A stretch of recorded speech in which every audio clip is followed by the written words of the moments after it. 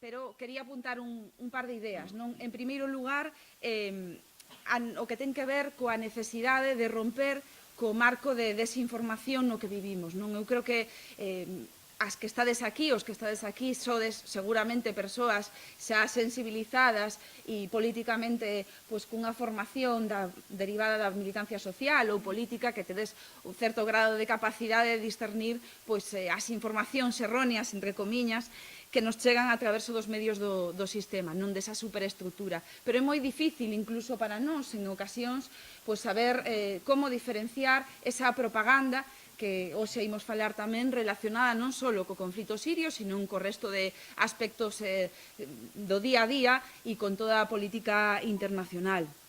Como romper con ese discurso hegemónico. Non? E, en segundo lugar, o que ten que ver precisamente, eu apuntaba antes, coa necesidade da defensa da paz e da solidaridade internacional.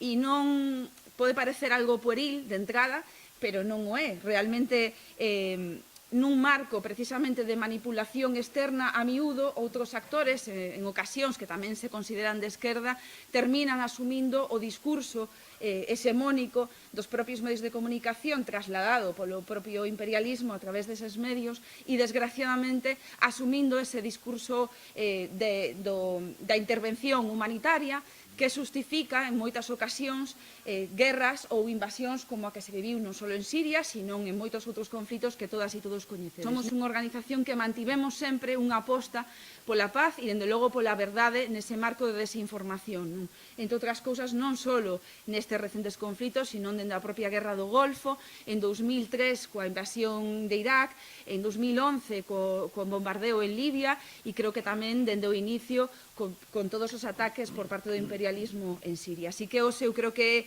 necesario tamén poñer voz a esa necesidade de romper ese discurso hexemónico do sistema con, dende un punto de vista de aposicionamento político dunha organización, pero tamén dende o punto de vista académico con esta presentación. Tenemos que entender la realidad para comprenderla y sobre todo aquellos y aquellas que queremos cambiarla hacia un mundo mejor. Estamos viviendo además un momento que hay una volatilidad geopolítica en el mundo porque se están disputando los poderes con una Estados Unidos que está declinando en su unipolaridad y que cada día es más agresivo como todos los imperios que caen. Hemos vivido momentos terribles el 14 de abril. Algunos analistas hablaban de que estábamos en una situación de más peligro de conflagración total que en la crisis de los misiles de Cuba. ¿Por qué razón? Porque las líneas rojas marcadas por Rusia, que está en Siria de acuerdo al derecho internacional, porque ha sido su presencia pedida por un gobierno legítimo que está representado en la ONU y refrendado por sus órganos democráticos, es decir, su Parlamento y la Duma, por unanimidad, marcaron las líneas rojas si había ataques a las dos bases que tienen la presencia del Mediterráneo, la base naval o la base aérea. Y bueno, al final ese ataque, que fue un ataque terrible, un ataque que va contra la legalidad internacional, porque lo dice claramente el derecho internacional, no tuvo autorización del Consejo de Seguridad y no estaba en un marco de legítima defensa. Es un ataque a un país soberano, pero es un ataque también a la Carta de Naciones Unidas, que es de los pocos agarraderos que nos quedan para tener por lo menos un concierto internacional que respete la soberanía. Y este libro de Pablo es importantísimo, lo decía antes, porque frente a lo que estamos viviendo, que es una batalla, y él habla en el libro sobre ello, sobre las nuevas guerras, ¿no?, que caracteriza muy bien, donde tiene mucha importancia pues la prensa y la mala prensa, que es lo que tenemos últimamente por la gran concentración de medios que ya prácticamente son unos oligopolios de la verdad. Esas grandes empresas, por la concentración del poder que tienen, representan a sus propios intereses, que la mayoría son grandes financieros o grandes empresas. Por desgracia, en este país y en muchos otros no se ha abordado la democratización del espectro radioeléctrico, ni siquiera ningún partido gobernante en nuestro país desde la caída de la dictadura se ha atrevido a desarrollar el artículo 20 de la Constitución para dotar a los medios públicos y sé que sean un contrapeso a los medios privados, como dice ese artículo 20 de la Constitución. Esos medios públicos tienen que dar la oportunidad a toda la diversidad cultural, política y ciudadana en nuestro país, y eso no pasa. Estamos viendo en Siria cómo se cuenta el conflicto de Siria con una sola fuente. Pablo, que es profesor y también ha sido periodista, sabe que en las universidades se enseña de periodismo o de ciencia de la información, se enseña otra cosa, diversidad de fuentes. La información que viene de Siria viene de una sola fuente, que es el Observatorio Sirio de Derechos Humanos, que tiene su sede en Coventry, en Gran Bretaña, creado por un ex agente de los servicios de inteligencia militar británicos que recibe fondos del Departamento de Estado. O sea, un señor en Londres que crea una organización y es la única fuente que nos provee de la información de Siria. Nunca hemos escuchado la voz del gobierno sirio, jamás, en las informaciones de los grandes medios de comunicación. Por eso ese libro es importante, porque frente a todas las opiniones tenemos que oponer las ideas, y las ideas son un trabajo que se hace a través de la reflexión, de la contextualización. Es un libro además que está muy bien escrito, que es muy fácil y que aborda todas las inquietudes que podemos tener sobre un país que está al presente de todas las informaciones en nuestra vida cotidiana, pero que es un gran desconocido precisamente por ese mal hacer de las grandes empresas transnacionales de la información. Y tiene mucho que ver además con un desarme moral, por desgracia, de la izquierda, y con un movimiento antiguerra que fue vigoroso contra la guerra de Irak, pero que frente a un supuesto humanitarismo, es decir, unas nuevas intervenciones que utilizan la excusa del humanitario, en realidad son guerras nuevas, guerras de cuarta generación, nuevas formas de intervención, que además tienen unas características muy claras: las operaciones de propaganda psicológica, la utilización de actores internos, la exacerbación de las diferencias, lo vimos también en el ataque a la República Federal Yugoslava, también lo hemos visto en Irak, cómo se utiliza pues, los diferentes problemas que puede haber normalizados en una sociedad para exacerbarlo y lanzarlo uno contra otro, el aprovechamiento de esas masacres o de atentados, muchas veces hechos por oscuros servicios secretos, en una especie de doctrina del shock. Pero vamos a analizar un poco cómo se venden las nuevas guerras, ¿no? Porque quiero dejarlo claro, hay un marco nuevo para las guerras de agresión y se llama la injerencia humanitaria. Lo primero que se necesita es la creación de un nuevo lenguaje para construir relatos que sean la base de una nueva realidad. ¿Os acordáis lo que decía Goebbels, ¿no? El ministro de propaganda nazi? Una mentira repetida 1000 veces se convierte en una realidad. Y ese nuevo lenguaje lo tenemos cada día más. Y cuando escuchéis ese lenguaje, poneros en alerta.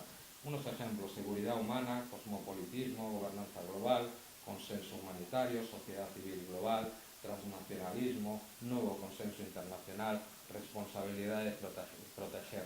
Es un ataque sistemático que empieza desde el lenguaje, desde el relato, con el objetivo de atacar el concepto de Estado-Nación, que es la única realidad que garantiza la soberanía y la independencia de los pueblos. ¿Para qué? Para sustituirlo por el marco multilateral de gobernanza global, donde la soberanía, recogida en la Carta de Naciones Unidas de los Estados, sea progresivamente condicional.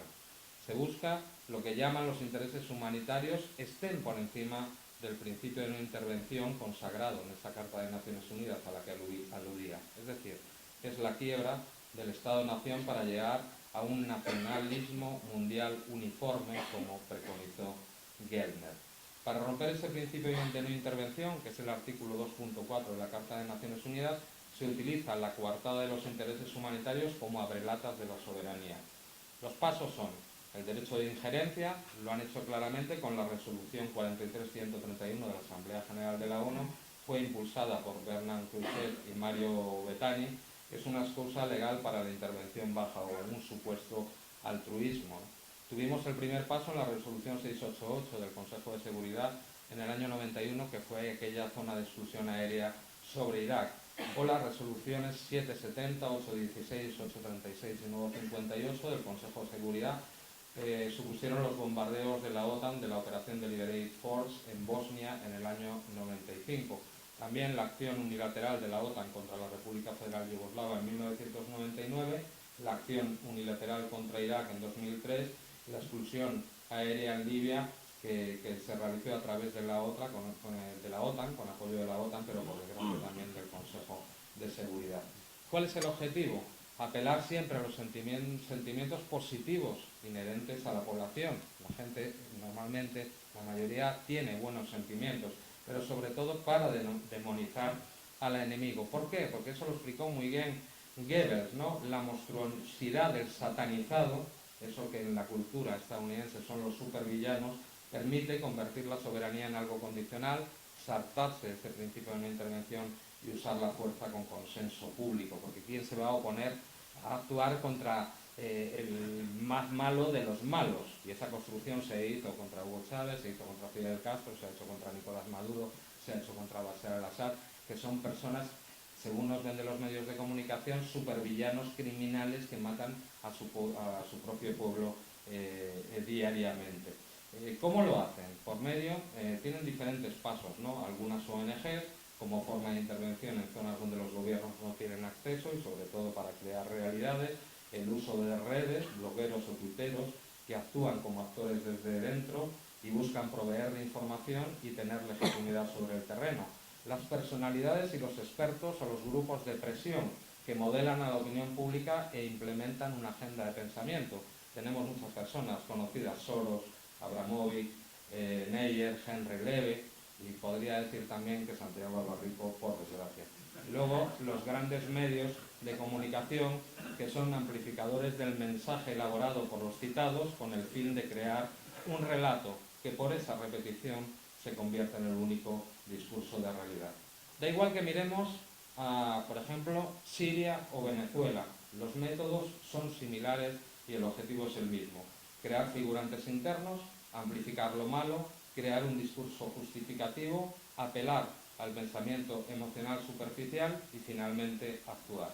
De la resistencia interna de los países, y lo han demostrado, y tenemos que agradecérselo al pueblo sirio, a su ejército y a su población, al pueblo venezolano, a su dirigencia y también a sus organizaciones civiles, pues de esa resistencia y del consenso de lo que llaman opinión pública dependerá el modelo de actuación.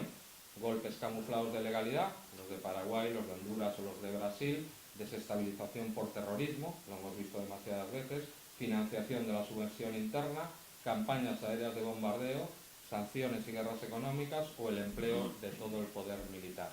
En Oriente Medio lo que le está pasando es que está siendo cortado en pedazos por proyectos manipuladores para ganar el acceso al gas y el petróleo, enfrentando a la gente unos contra otros con pretextos basados en la religión. Es importante observar la sincronización.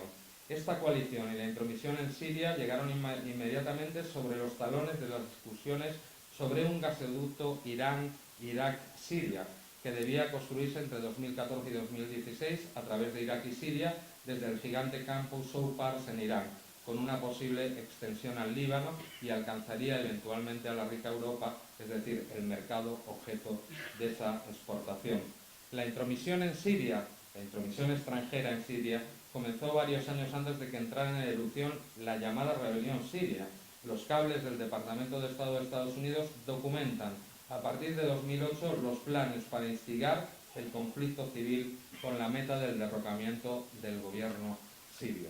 Tengo otras citas que son muy interesantes de un personaje que conoceréis, que es Michael Flynn, pero que lo importante es que fue exdirector de la Agencia de Inteligencia de Defensa de Estados Unidos. Confirma que cuando ejercía en el cargo llegó a sus manos un informe de la propia Agencia de Inteligencia que predecía el respaldo de Occidente en la creación de un Estado Islámico en Siria ya en 2012. Es decir, un ex jefe de la inteligencia norteamericana afirma explícitamente y sin tapujos que Estados Unidos hizo todo lo posible para que surgiera el mal llamado Estado Islámico. En ese informe de esa agencia del 2012, que fue desclasificado tras la solicitud de la liberación de información a través de la FOIA, la Ley para la Libertad de Información, se decía: existe la posibilidad de establecer un principado salafista declarado o no declarado en Siria Oriental, y esto es exactamente lo que los poderes que apoyan a la oposición pretenden con el fin de aislar al régimen sirio. En 2012, los Estados Unidos ayudaron a coordinar el envío de armas a esos mismos grupos salafistas, hermanos musulmanes, Al-Qaeda en Irak. Es decir, ellos mismos armaban y financiaban Al-Qaeda y creaban las circunstancias adecuadas para el ascenso posterior del mal llamado Estado Islámico o Daesh. Otra evidencia, el exministro francés de Exteriores, Roland Dumas, en la televisión francesa, afirmó, y cito literal, los ingleses ya estaban preparando la guerra en Siria 2 años antes de las manifestaciones de 2011. Yo creo que no hay que decir más. Frente a lo que nos están contando de lo que pasa, tenemos las citas claras del Departamento de Estado, de la Agencia de Inteligencia Militar de Estados Unidos, de un expresidente francés, que nos hablan de que la intervención para el intento de acabar con el Estado sirio estaba preparado muchísimos años antes de las manifestaciones o de esa llamada primavera árabe. Es decir, no hay supuestos humanitarios, no hay interés en los derechos humanos, sino hay un interés en controlar los recursos naturales de la zona, que esos gobiernos se niegan a que sean tutelados por las grandes potencias. Para terminar, quiero deciros que desde el primer momento que yo accedí a la condición de diputado en el Parlamento Europeo, la política de Izquierda Unida y también del Partido Comunista ha sido luchar contra la injerencia de los países hermanos, sobre todo de gobiernos que intentan decidir y aplicar su soberanía, su autodeterminación y su independencia en un concierto internacional basada en el derecho internacional y en el respeto entre iguales. Y ha sido bastante complicado, por desgracia, porque esa parte de la izquierda que ha comprado el discurso diseñado por estos señores que han diseñado, valga la redundancia, una nueva intervención, ha roto completamente la izquierda. Hemos tenido ataques furibundos simplemente por haber logrado algo de lo que yo me enorgullezco, que es de crear en el Parlamento Europeo un grupo de eurodiputados y eurodiputadas de apoyo al proceso de paz en Siria. Y además diputados y diputadas de diferentes grupos, incluyendo uno del Grupo Popular. ¿Qué queríamos hacer? Simplemente viajar a Siria para conocer la situación sobre el terreno, y os puedo asegurar, Pablo me acompañó en uno de los viajes, yo ya he hecho 3, la realidad es absolutamente diferente a lo que cuentan los grandes medios de comunicación. Paseamos tranquilamente por Damasco, vimos a una población que en medio de la guerra hace su vida normalizada, las iglesias abiertas, las mezquitas abiertas, las sinagogas. Estuvimos en Alepo, en el Alepo liberado, y pudimos comprobar de la boca, no de actores de una parte o de otra, la Media Luna Roja, la Cruz Roja, o los actores representantes religiosos de uno y otro lado, como nos decían que los que habían estado oprimiendo al Alepo del Oeste, que era la mayor parte de la población, eran los terroristas del Daesh y de otras formaciones que bombardeaban, que degollaban, etcétera, etcétera. Y nuestro único pecado, y de ello tuvimos ataque no solo de la izquierda, sino por parte del presidente del Parlamento Europeo, fue por pedir una relación normalizada entre la Unión Europea con el gobierno sirio. Porque hay que hablar con todos los actores. Frente a eso, la señora Mogherini, vicepresidenta y alta representante en política exterior de la Unión Europea, nos respondió que ellos solo se van a reunir con la oposición siria, que está pagada la mayoría de ellos por países del Golfo, sobre todo Arabia Saudí y otros grupos. Así le dijimos, así no se puede llegar a un acuerdo político de paz si no se habla con todos los actores. Por desgracia os puedo decir que a pesar del esfuerzo que hemos realizado, la Unión Europea sigue apoyando a los mismos grupos terroristas que nos matan en Madrid, en Barcelona, en Bruselas o en París. Y hay que decírselo bien claro, ya está bien de apoyar a una oposición que dicen que es oposición y son los mismos que nos matan en las Ramblas de Barcelona o en Atocha. Ya está bien de que sigamos apoyando al terrorismo. Sin más, termino aquí mi intervención y os dejo con Pablo. Seguiremos alzando la voz por Siria, alzando la voz por Venezuela, alzando la voz por los pueblos que se resisten a ser atacados. tardes a todos. Empezar, por supuesto, agradeciendo la magnífica asistencia a este acto. La verdad es que conmueve, ¿no? Ver tanta gente aquí reunida con tanto interés por un tema que para mí personalmente es no solamente una cuestión académica, ¿no? Algo que Eva no dijo en la presentación, que yo soy de origen sirio por parte paterna, como revela mi apellido, y eso también explica un poco este trabajo que bueno, quiero agradecer a Eva, a Javier, por la oportunidad también de que lo pueda presentar aquí. Soy yo el que estoy agradecido, soy yo el que tengo que agradecer. De alguna manera, por retribuirles a todos, pues he traído alguna cosa pequeña de alguna galleta siria, algún pastel sirio, para que luego al final del acto pues podamos compartirlo y acercarnos de alguna manera también a Siria, ¿no? Antes de meterme de lleno con la cuestión del libro, quiero subrayar una cuestión que a mí me parece importante, ¿no? Y lo digo, creo que con conocimiento de causa, ¿no? Izquierda Unida ha sido la única fuerza política que desde el comienzo de la crisis en Siria en 2011 ha tenido una posición ecuánime, respetuosa y coherente respecto a lo que estaba ocurriendo en Siria. Lo que ocurre en Siria no es simple, no se reduce solamente al elemento exterior, no se reduce solamente al elemento interior, hay una colusión de lo que pasa dentro con lo que pasa afuera, y es en parte lo que ha hecho que esto, digamos, se haya agravado, ¿no? Yo creo que, y me consta que así lo ven muchos sirios, pues ese papel de una fuerza política coherente desde el principio hasta ahora es relevante, ¿no? Y merece tener continuidad futuro. Como decía Javier, yo tuve la enorme suerte, ¿no? Para mí fue un honor poder acompañarle en uno de los viajes como asesor académico, y lo que él ha dicho aquí, con un tono muy modesto, pues yo lo digo más alto todavía, ¿no? Javier, digamos, en todos los actos en los que yo le acompañé en Siria, trabajó desde una perspectiva institucional, desde una perspectiva transversal y, digamos, teniendo en cuenta al conjunto de la población siria, no solamente a una parte de la población siria. Lo ha dicho, en esa misión había diputados de distintos partidos, se hizo un esfuerzo para que hubiera entrevistas con gente de distintas sensibilidades en Siria, y yo creo que eso, digamos, ha sido muy importante para Siria, pero también es muy importante para aquí, para el Parlamento Europeo, etcétera, ¿no? Y también digo lo mismo de Eva. Eva ha hecho el esfuerzo de organizar este acto, ¿no? A través de Izquierda Unida y del Partido Comunista de Galicia, y yo creo que eso es relevante, ¿no? Javier ha dicho una cosa que a mí me parece interesante, ¿no? El único contrapeso, ha dicho Javier, a la propaganda son las ideas y son los argumentos, ¿no?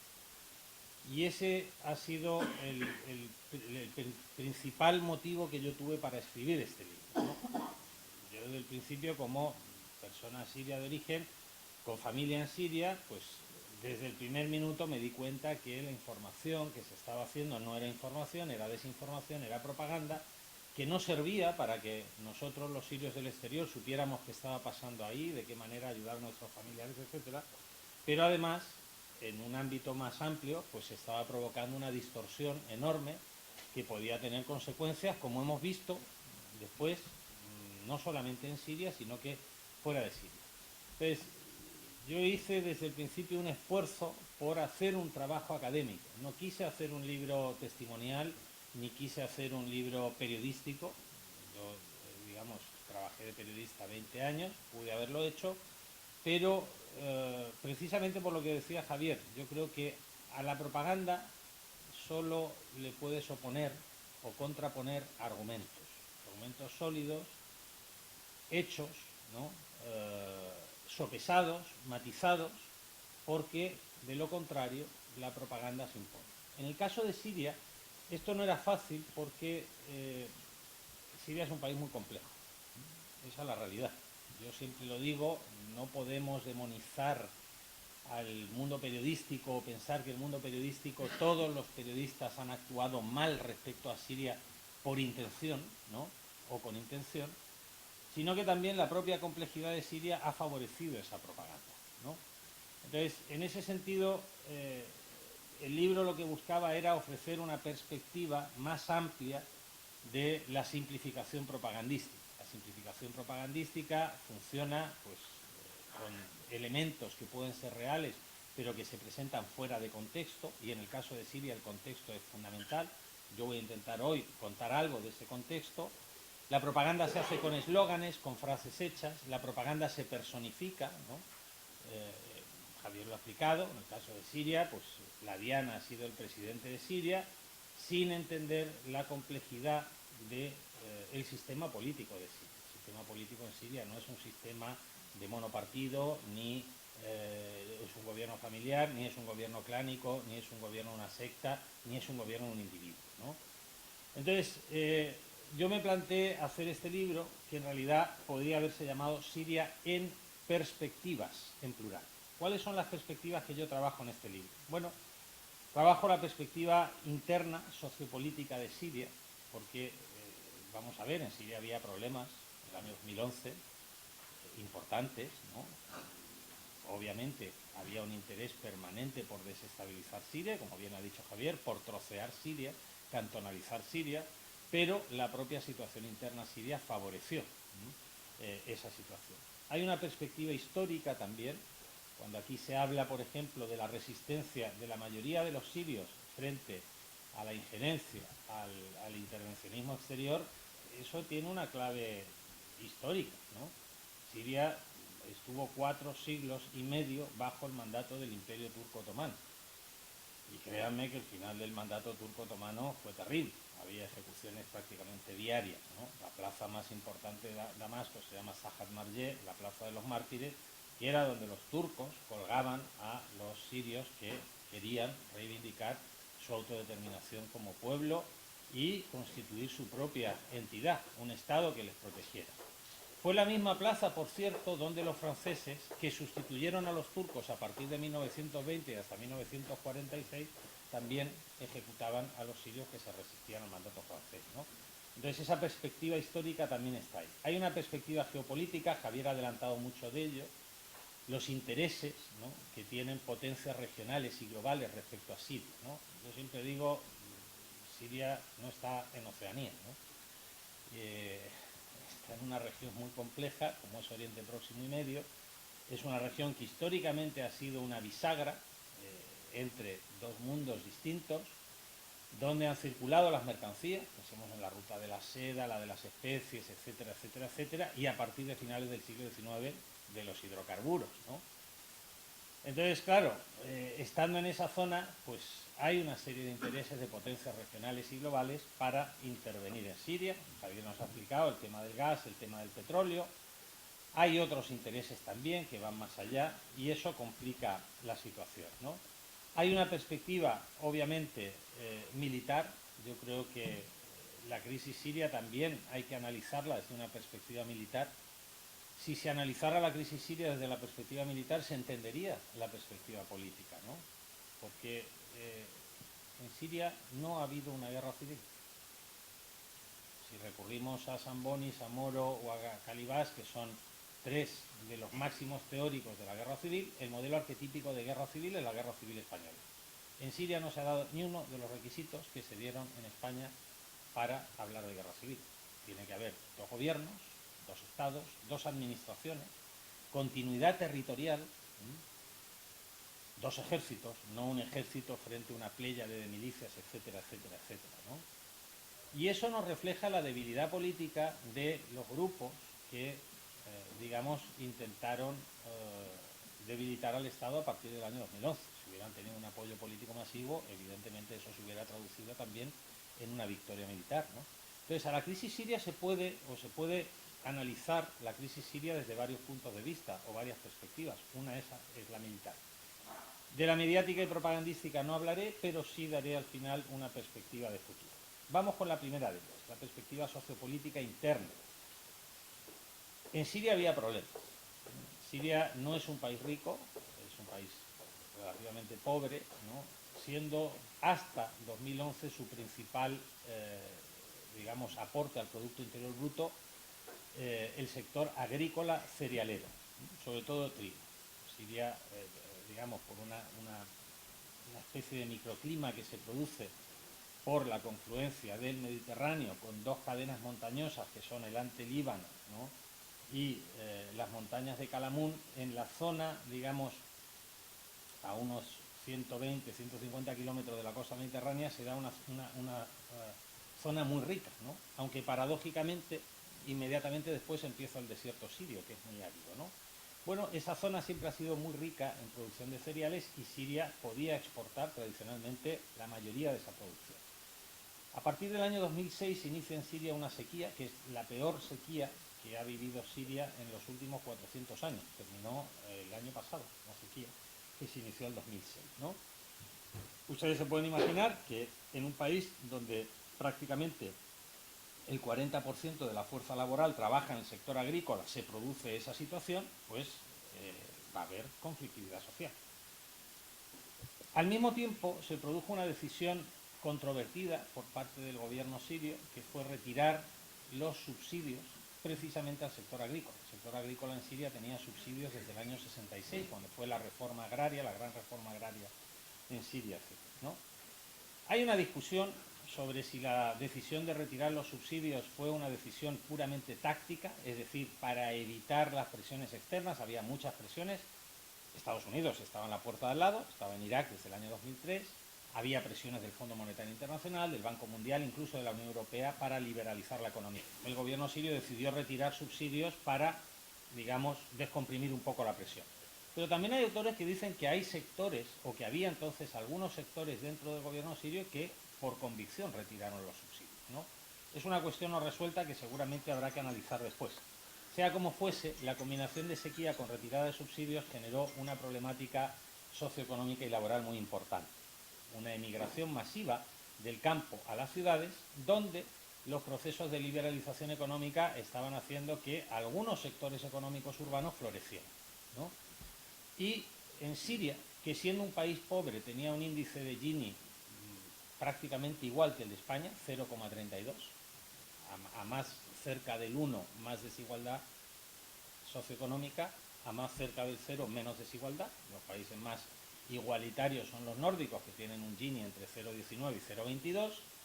Siria tenía un 0,32 al 2007, que fue el último año que se midió el Gini. Obviamente, este proceso de sequía, emigración y, digamos, retirada de subsidios, etcétera, hizo que la desigualdad aumentara. Y se notaba claramente en las ciudades, donde, en los arrabales de las ciudades, donde estaban llegando los inmigrantes internos desplazados del campo, veían que, por otra parte, otros sectores económicos estaban floreciendo, ¿no? Ese problema no se puede desconocer y existía, ¿no? En el marco de la mal llamada Primavera Árabe, ahí tenemos un eslogan propagandístico, bueno, se producen protestas en Siria, que en muchos casos tenían justificaciones, eran legítimas, pero eran protestas, primero, sectoriales, segundo, eran protestas, digamos, heterogéneas desde el punto de vista territorial, no se daba con la misma intensidad, e incluso en muchas zonas de Siria no hubo protesta en 2011, y sobre todo, que es lo más relevante para entender lo que ocurre después, eran protestas que no tenían una conducción política. No había una oferta política alternativa o un marco político para canalizar esas protestas. ¿Quiénes van a cooptar las protestas que se dan en Siria a partir de marzo del 2011? La Hermandad Musulmana. Y la Hermandad Musulmana en Siria, que es un partido que se funda en la década de 1930, de algún modo emulando lo que había sido la Hermandad Musulmana que se había creado por Hassan al-Banna en Egipto, pero con componentes estrictamente sirios, ¿no? En ese sentido, mientras la Hermandad Musulmana egipcia ha tenido un carácter mucho más social, la Hermandad Musulmana siria ha sido mucho más elitista y ha estado mucho más vinculada al mundo de los terratenientes y de los sectores económicos poderosos, ¿no? La Hermandad Musulmana Siria participó en el juego político normal en Siria, parlamentario, hasta el año 64. ¿Y por qué el año 64? Porque el año 64 se produce la primera sublevación armada, subrayo, reitero, armada, de la Hermandad Musulmana en contra del Estado sirio. A partir de ahí, la Hermandad Musulmana queda proscrita del ámbito parlamentario, es el único partido en Siria que ha estado proscrito. Por eso decía antes, no se puede decir que el sistema político sirio es de monopartido, en Siria jamás ha habido un sistema de monopartido. Pero la Hermandad Musulmana, digamos, estando proscrita del ámbito político institucional, siguió conservando un enorme peso, ¿no? Y el año 1973 se produce la segunda gran sublevación de la Hermandad Musulmana, que se va a prolongar hasta el año 1982. Esa sublevación causa miles de muertes. Eso es lo que estamos viviendo en Siria, no es nuevo, puede resultar nuevo fuera, pero no es nuevo. ¿Qué busca y qué quiere permanentemente la Hermandad Musulmana? La Hermandad Musulmana lo que busca y quiere es que el Estado sirio sea un Estado confesional. Y el Estado sirio es un Estado aconfesional, que no laico. Son cosas distintas. Ahí vemos también un ejemplo de cómo muchas veces, no por mala intención o por una intención propagandística, sino que por desconocimiento de la realidad, se termina haciendo, digamos, el caldo gordo, entre comillas, a la propaganda, ¿no? ¿Por qué el Estado sirio es, desde su independencia en 1946 hasta la fecha, aconfesional y no laico? O confesional, que podría serlo también. Porque la sociedad siria, y este es el elemento, a mi juicio, clave, es una sociedad multiconfesional. Y multiconfesional no quiere decir que haya gente de distintas religiones. Eso lo hay aquí también. Me refiero al marco cultural. En España hoy se calcula que hay 1 millón y pico de musulmanes, por ejemplo, hay protestantes, tal, pero la sociedad española, desde el punto de vista del parámetro cultural, es una sociedad católica. Desde el punto de vista cultural, no estoy hablando de creencias ni de cumplir con cultos religiosos, estoy hablando de cultura. En Siria el marco cultural es multiconfesional. Multiconfesional. En Siria hay cristianos y musulmanes de distintas denominaciones desde hace siglos. Y por tanto, las prácticas sociales son multiconfesionales. En la calle, cómo vive la gente, qué hace la gente. Llega el periodo de Navidad y usted va a encontrar más árboles de Navidad en casas de musulmanes que en casas de cristianos. Llega el final del Ramadán y los cristianos celebran el final del Ramadán. Y usted dice, eso no es posible. Es perfectamente posible. Entonces, la sociedad siria, desde su independencia del mandato francés en 1946, se dota de un Estado aconfesional que no laico para garantizar la multiconfesionalidad social. ¿En qué se traduce eso? Se traduce que todas las religiones, todas tienen el mismo espacio público, independientemente del número de fieles que tengan. No hay ningún acto público en Siria, a nivel estatal, a nivel provincial o a nivel local, en que la autoridad política no esté acompañada de los líderes religiosos de las distintas confesiones. Tenga una 8 millones y tenga la otra 60.000 fieles, ¿no? Una de las visitas que tuvimos con Javier estaba, por ejemplo, el padre Ibrahim, que es el máximo representante, fíjense de lo que voy a decir, la Iglesia Anglicana Árabe. Tiene 60.000 fieles. Está exactamente al mismo nivel que el patriarca de la Iglesia Ortodoxa de Antioquia, que es la que más fieles tiene dentro del cristianismo, y al mismo nivel que el gran muftí de la República, que es la máxima autoridad musulmana suní. En Siria, los funcionarios del Estado, si son cristianos, libran el domingo, y si son musulmanes, libran el viernes. En Siria no hay códigos de vestuario. No hay códigos de vestuario. En España sí hay códigos de vestuario. En Francia, que presume de laicidad, hay códigos de vestuario. Si en Francia o en España una joven va al instituto con un hijab, la mandan de vuelta a casa. En Siria usted va a un instituto y encuentra niñas con hijab, otras con taparrabos, otra enseñando el ombligo, la otra... No hay códigos de vestuario. En Siria no solamente se produce alcohol, se produce y se consume. La única limitación es la misma que hay aquí, que es la de edad. ¿Quién decide si en un restaurante o en una cafetería se vende alcohol? El propietario. En función de su interés económico. El Estado no entra en eso. En Siria no hay ninguna limitación para la construcción de templos cristianos o musulmanes. No se decide por una decisión política. Lo deciden los ayuntamientos solo en base al plan de ordenación general. En eso se traduce entonces el hecho de que el Estado sea aconfesional para responder a la realidad multiconfesional siria. Claro, ¿qué quiere la hermandad musulmana? Que el Estado sea confesional, que tenga una denominación confesional y que la legislación en Siria se inspire, no solamente se inspire, sino que copie y replique la Sharia o ley islámica. Eso en una sociedad multiconfesional supondría el final de Siria, ni más ni menos. Y eso es lo que ocurre a partir de 2011, cuando los grupos que inician las protestas, muchas de ellas legítimas, como he dicho, no tienen capacidad para organizar aquello de otra manera y la protesta es cooptada por la hermandad musulmana. Pero claro, la mayoría de la población siria, incluso estando en contra del gobierno sirio, incluso estando en contra del presidente de la República Árabe Siria, ha estado la mayoría de los sirios con el Estado sirio. ¿Por qué? Porque el Estado es el que garantiza la multiconfesionalidad social. Esa es la línea roja de los sirios. Y la otra línea roja es que el Estado en Siria, siendo pobre, siendo un Estado muy modesto, provee de bienes y servicios a la población, sanidad, educación, etc., ¿no? Eso explica la correlación de fuerzas en Siria. Y eso es lo que desde fuera no se ha entendido. ¿Por qué? Porque desde una perspectiva occidental se trabaja con el concepto de mayorías y de minorías. Y eso en Siria no funciona. Acabo de poner un ejemplo. El representante de una iglesia que tiene 60.000 fieles está al mismo nivel desde el punto de vista de la consideración que tiene por parte del Estado y que tiene por parte de la sociedad que una confesión que tenga varios millones, ¿no? Entonces, eso explica la resistencia del pueblo sirio. La otra cuestión importante es la geopolítica, y lo dije, ¿no? En Siria la población tiene muy fresca en la memoria lo que fue, digamos, el Imperio Turco Otomano y lo que fue el Imperio Francés.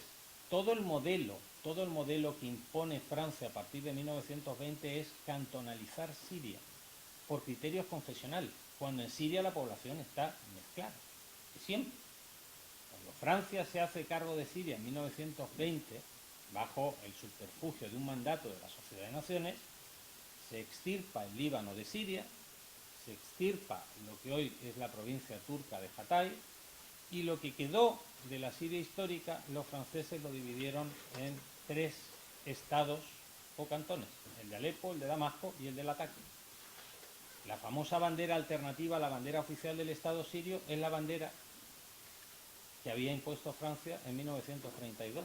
Las 3 estrellas en lugar de 2 representan esos estados o esos cantones que se habían creado. Entonces, en Siria, además de haber una línea roja respecto a la defensa de la multiconfesionalidad y de un Estado que lo garantiza, hay una resistencia a la injerencia exterior, porque está muy fresco en la memoria, está muy reciente, y las consecuencias que eso ha traído.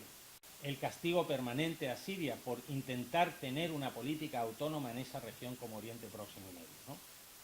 En esta ocasión han intervenido no solamente potencias globales en Siria, ¿no? Cuando hablamos de potencias globales estoy hablando de Estados Unidos, por una parte, en contra del Estado sirio, a favor del Estado sirio, también lo ha mencionado Javier, de Rusia, un breve paréntesis. En el caso de Rusia los intereses no son solo, que también militares, no son solo energéticos, que también no son solo de seguridad. Rusia entiende que debe combatir a los grupos yihadistas que van de la Federación Rusa a Siria. Doy un dato: en el año 2013 a finales, el jefe de la policía de Tayikistán, deserta y se va con 200 efectivos de la policía de Tayikistán a hacer la yihad a Siria.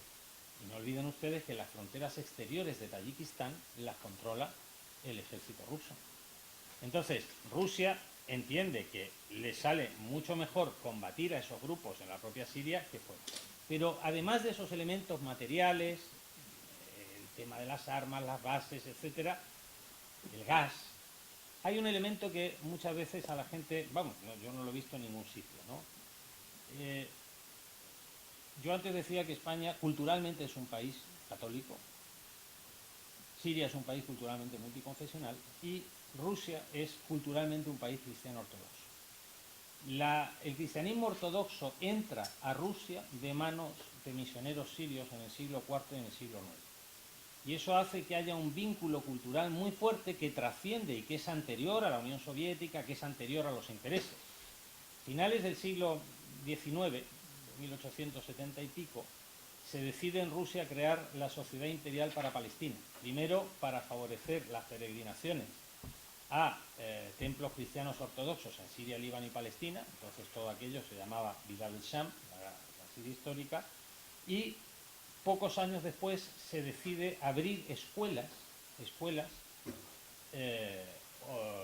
rusas en Siria, Líbano y Palestina. Llegó a haber 78 de esas escuelas. ¿Por qué? Porque el Imperio Turco Otomano no proveía educación pública a los niños y se estaba produciendo la penetración de Francia con los jesuitas, el Reino Unido y Estados Unidos con las universidades, escuelas protestantes, etcétera, y Rusia replica con estas escuelas de tipo ortodoxo. Y aquí hay una cuestión muy importante. Los más nacionalistas de los sirios son los ortodoxos. Todo el pensamiento nacionalista, me refiero al pensamiento político nacionalista en Siria, que da origen al partido Baath en el ámbito del panarabismo, con la figura de Michel Aflaq, pero también el pensamiento político que da origen al Qaumi Suri, el Partido Social Nacional Sirio, que traza un ámbito nacionalista distinto al panárabe, sino que el pansiri, Antun Sada, cristianos ortodoxos. A finales del siglo XIX son los ortodoxos sirios los que se enfrentan y exigen que el patriarca de la Iglesia de Antioquia sea un arabo parlante y no un griego mandado desde Atenas. Y a partir de ahí se inicia el discurso del nacionalismo panárabe, pansirio, etcétera, etcétera, etcétera, ¿no? Entonces, los vínculos con Rusia van más allá de eso. Potencias regionales que han intervenido a favor del Estado sirio, Irán. Y contrariamente a lo que se nos dice, no tiene absolutamente nada que ver con la religión. En Irán el 97% de la población es musulmana chií, en Siria los chiíes son el 3,5% de la población. El vínculo es de Estado, es una relación consolidada por intereses de Estado, desde el año 79 en adelante, ¿no? También hay intereses energéticos, por supuesto, de Irán, lo ha explicado Javier, el tema de los gasoductos, oleoductos, etcétera. Hay temas comerciales, ¿no? Hay temas que tienen que ver con la alianza frente al Estado de Israel, hay temas que tienen que ver con el interés que tiene Irán por mantener un eje Teherán, Bagdad, Damasco, Beirut, y en ese caso, en ese contexto, Siria es clave, etcétera, ¿no? Pero en ningún caso la relación entre Siria e Irán se sostiene en cuestiones religiosas. Y después están las potencias regionales que actúan en contra de Siria. Arabia Saudí y Qatar. Dos motivos fundamentales. Uno, lo ha explicado Javier, el tema del gas. Querían gasoductos para sacar su gas hacia fuera, hacia el Mediterráneo. Siria el año 2008 presentó su propuesta, que era la de los 4 mares, y decía, sí, nosotros podemos permitir que pasen por aquí gasoductos, pero no vamos a ser la zona de tránsito de un solo proveedor. Por eso, Siria decía, vamos a sacar gas del Caspio, el Negro, etcétera, etcétera. Pero no solo de lo que venga del Golfo. Además de esos intereses energéticos de Arabia Saudí y Qatar, está la cuestión ideológica. Acabo de decir, Siria es una sociedad multiconfesional. Y en Siria, la cuestión política no tiene que ver con la cuestión religiosa.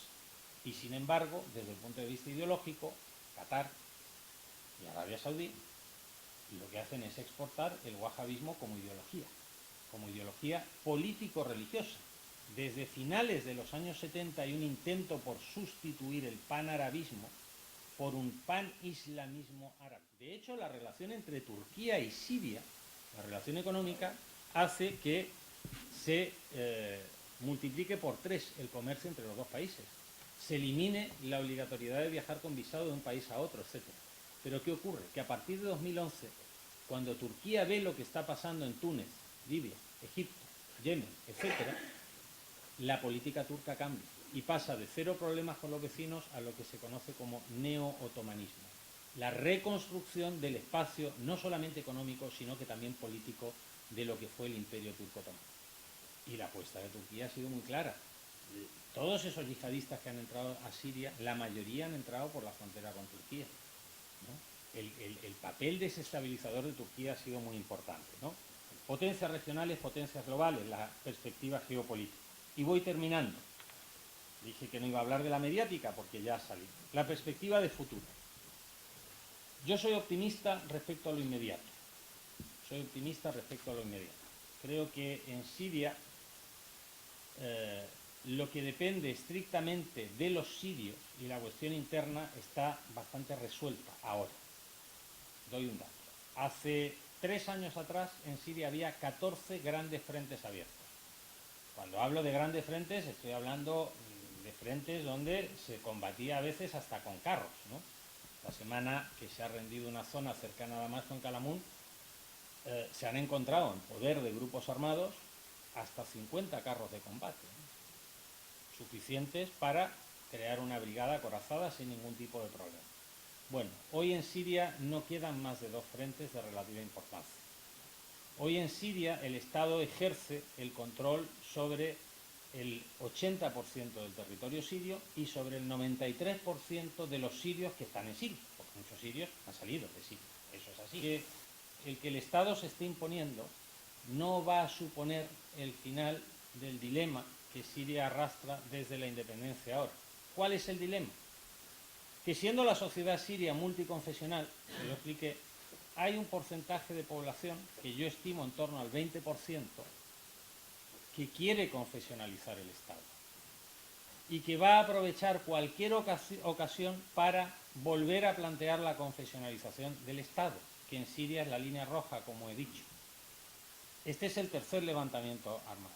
Yo recuerdo cuando estuvimos con Javier Couso, en una entrevista muy larga con los diputados y el presidente sirio, Bashar al-Assad, una de las preguntas que se le formuló es: oiga, este es el tercer levantamiento armado de los islamistas que quieren confesionalizar el Estado. Parece que el Estado se está imponiendo. ¿Cómo se evitaría un cuarto levantamiento? La respuesta de Bashar al-Assad le llevó 10 minutos. No es fácil, y ese es un problema permanente. ¿Por qué? Porque Siria está llena de referencias religiosas. Siria es el lugar donde nacen las 3 religiones monoteístas más importantes. Entonces no puede separar una cosa de la otra, ¿no? Y ese grupo, ese sector, siempre va a tener la tentación de aprovechar o bien problemas internos que tiene todo Estado, o bien una coyuntura internacional favorable para volver a plantear lo mismo, ¿no? En este caso se ha dado la tormenta perfecta. Coincidió lo interno, lo que yo expliqué al principio, con lo externo, la mal llamada primavera árabe, ¿no? ¿Qué margen de maniobra tiene el Estado? El margen de maniobra es intentar evitar que se vuelva a cruzar lo interno con lo externo, ¿no? Y en ese sentido la dificultad es máxima, ¿no? Lo veníamos hablando con Javier ahora cuando veníamos a este acto. En Siria la situación ha mejorado notablemente, el número de víctimas diarias en Siria morían 160, 170, 180 personas diarias. Hoy la cifra, hay días que hay 20 como mucho. Usted dice, es terrible, claro que es terrible, pero si usted lo compara con 180, ¿qué quiere que le diga? ¿No? La situación puede mejorar en Siria, pero en la región no está mejorando. El día 12 de mayo se supone que Donald Trump va a anunciar si se retira del acuerdo 5+1 con Irán, que es una potencia regional. Eso puede ser devastador. Seguramente Estados Unidos no va a atacar directamente a Irán. Estamos hablando de un Estado que tiene casi 100 millones de habitantes, que tiene unas fuerzas armadas sólidas y probadas, que no es un Estado fallido, que tiene un sentido de sí mismo muy fuerte. Estados Unidos no creo que vaya a atacar directamente a Irán, pero sí puede atacar a Irán a través de mantener la desestabilización de Siria, ¿no? Entonces, por eso les digo, soy optimista respecto a lo inmediato, porque uno lo nota, lo ve, cuando habla con la familia, etcétera, pero el dilema de Siria sigue siendo el mismo, ¿no? Y para que Siria tenga estabilidad, lo único que se puede hacer es evitar esa confluencia del interno con lo externo.